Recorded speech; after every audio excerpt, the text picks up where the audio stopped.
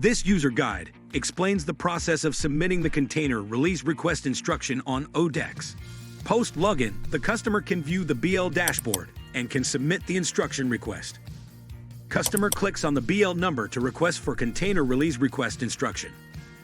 There are multiple options to search for the shipment by using the search option of BL number, container number, shipment number, vessel name, voyage number, or invoice number in the search option. The icon next to the BL number provides more information about the BL. Click on the plus instruct icon to proceed with the request for invoice instruction. Select the container release request option from drop-down. If there are any unpaid cash invoices, follow the below steps to complete your payment and then request for a container release.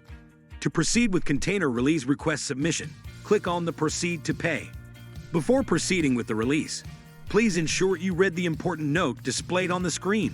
Clicking on the Proceed to Pay button will direct the customer to the payment details screen, where customer can securely submit the payment details. If you are a credit account holder with the shipping line, then the credit invoice will not be listed to update payment details, and you can proceed further with the request submission. The customer can submit the container release request by entering their haulier UEN or CRN number against the containers and submit the request.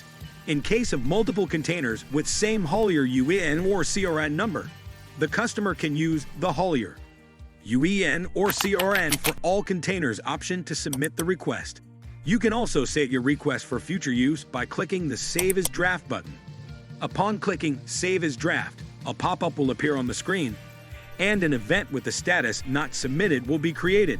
On the instruction dashboard, event will be created with status as Not Submitted. Once the request is successfully submitted, a pop-up message will appear indicating the request is created successfully, and the container release request event will be available with submitted status. Here, if the customer wants to edit the submitted request, click on the container release request event. Note, the request gets edited only when it is in the submitted or rejected status. Upon clicking on the container release request option, the submitted details will be displayed on the screen with the Edit button. Now the customer can make changes in the existing request and can update the correct haulier UN or CRN number, then click on Submit. Once the request is successfully submitted, a pop-up message will appear indicating the request is created successfully, and the container release request event will be available with submitted status and its last updated date and time. Once the request is approved by the shipping line, the customer will be able to see an event of the container release request as completed. Upon approving or rejecting the container release request, the following email notification will be sent by the shipping line to the customer. Shipping line will release the container release information to the terminal, and the same can be tracked through the status updated under line release at port column as completed. Click on the BL number to view the events and select the container release option. The customer can also be able to view the container details in the bill of lading information by clicking on BL number, where haulier UEN or CRN, line release date, and line release status will be visible. Customers can view detailed information about instructions using the instruction dashboard, located in the left corner.